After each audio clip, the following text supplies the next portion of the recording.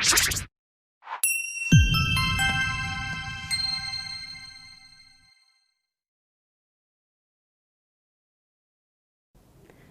Kuiperian, berjumpa dengan saya Kariska sebagai tutor Bahasa Indonesia.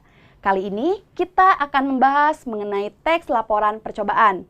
Setelah kalian menonton video ini, kalian akan mengetahui mengenai pengertian teks laporan percobaan, ciri dan fungsinya. Nah, teks laporan percobaan ini sangat penting untuk kalian pahami. Karena dalam pelajaran sehari-hari, kalian pasti akan sering bertemu dengan kegiatan-kegiatan percobaan, khususnya dalam pelajaran IPA. Nah, kita langsung saja bahas mengenai pengertian teks laporan percobaan.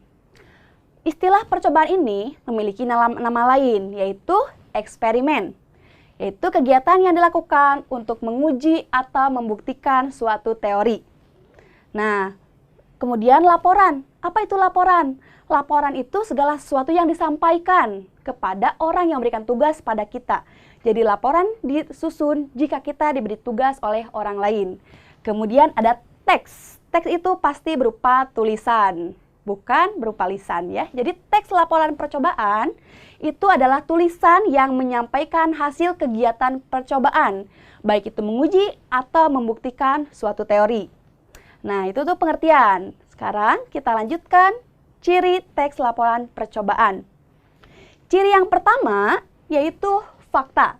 Nah, apa maksudnya? Fakta itu artinya sesuatu yang sudah pasti.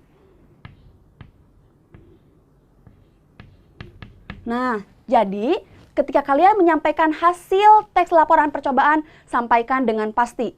Contohnya nih, ada dua kalimat. Kalian coba simak baik-baik. Kandungan vitamin C pada jeruk nipis itu sekitar 27 mg. Fakta bukan? Coba kalian ingat kembali perbedaan antara fakta dan opini. Yang barusan kakak sebutkan contoh kalimatnya, itu bukan fakta. Mengapa coba? Karena di sana terdapat kata sekitar. Sekitar itu sesuatu yang belum pasti. Maka belum bisa dikatakan sebagai fakta. Lalu bagaimana contoh kalimat fakta yang benar? Kalimat fakta yang benar, contohnya seperti ini. Dalam 100 mg jeruk nipis, terkandung vitamin C sebanyak 27 mg. Kemudian, ciri yang kedua dari fakta yaitu dapat dibuktikan. Nah, jadi kalimat tadi mengandung angka yang pasti dan dapat dibuktikan. Nah, jadi jelaskan untuk kalimat harus berupa fakta. Nah, kita lanjutkan ciri yang kedua yaitu lengkap. Mengapa teks laporan percobaan harus disampaikan secara lengkap? Agar apa yang kita sampaikan itu dapat bermanfaat bagi pembaca. Dengan informasi yang lengkap, orang itu dapat memahami secara utuh apa-apa hasil dan data pada teks tersebut. Kemudian kita lanjutkan ciri yang ketiga yaitu objektif. Apa arti objektif? Objektif itu artinya sesuai dengan keadaan yang sebenarnya. Kalian pernah kan melakukan suatu percobaan? Nah, biasanya sebelum melakukan percobaan, kita sudah memiliki hipotesis. Apa itu hipotesis? Hipotesis adalah anggapan dasar, atau kita sering menyebutnya dengan dugaan awal. Misalnya nih, kalian melakukan percobaan, menguji saus jajanan yang ada di sekolah. Kalian memiliki dugaan awal bahwa semua saus yang ada di jajanan sekolah itu mengandung zat pewarna berbahaya. Tetapi ternyata setelah dilakukan percobaan, tidak semuanya mengandung zat pewarna berbahaya. Nah, jika terjadi seperti itu, sampaikanlah apa adanya, atau itu yang disebut dengan objektif. Ada super dari kakak untuk ciri teks laporan percobaan. Apa itu supernya? Nah, supernya adalah tangkap objek. Apa itu tangkap objek? Taknya dari fakta. Kemudian untuk lengkap itu dari lengkap dan objek dari objektif. Jadi ingat ada 3 ciri teks laporan percobaan. Tangkap objek.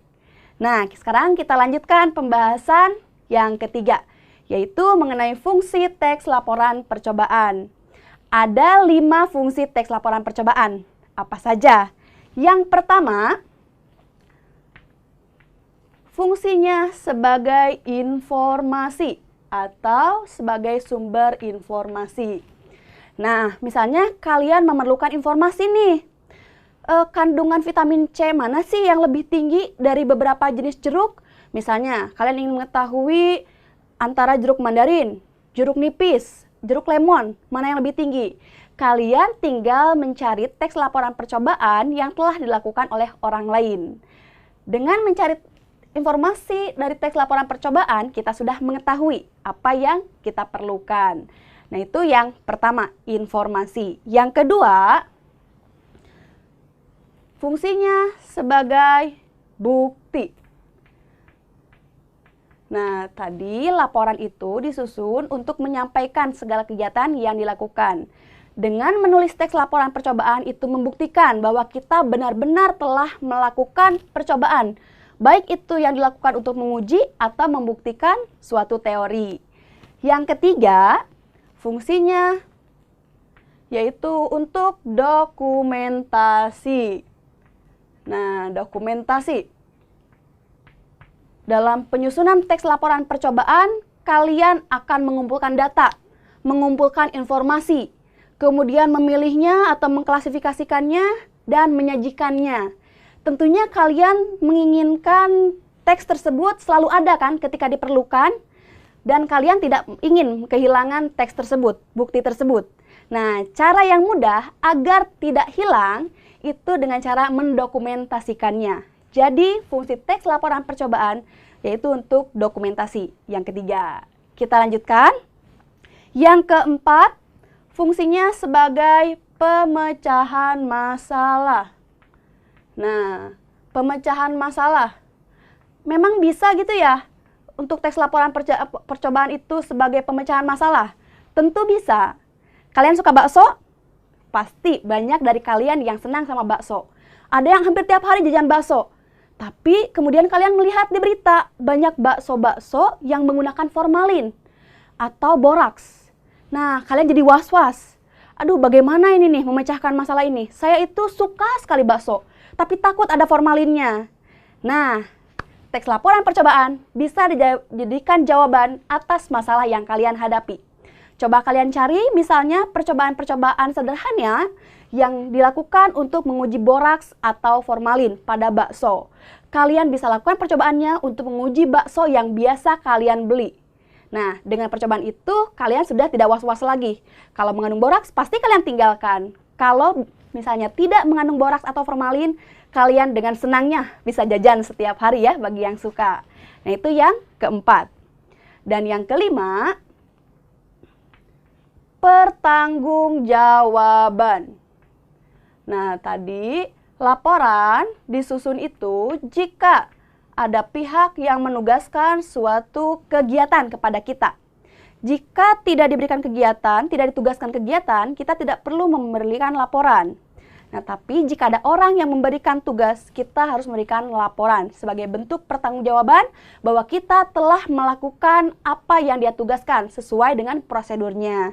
Dengan teks laporan percobaan juga, orang yang memberikan tugas akan lebih mudah mengetahui dan mengecek apakah kita sudah benar dalam melakukan percobaan tersebut atau belum. Nah, itulah kelima fungsi dari teks laporan percobaan. Ada super dari kakak untuk mengingat kelima fungsi tersebut. Apa saja itu? Yaitu info buku, masa tanggung. Nah, ini adalah super untuk fungsi teks laporan percobaan. Yang pertama, informasi sebagai informasi, kemudian buku. Bukti, ku dari dokumentasi. Masa pemecahan masalah, dan yang kelima tanggung yaitu pertanggungjawaban. Sekian pembahasan kita mengenai pengertian, ciri, dan fungsi teks laporan percobaan. Semoga kalian mengerti. Sampai bertemu di video selanjutnya. Salam Kuiper.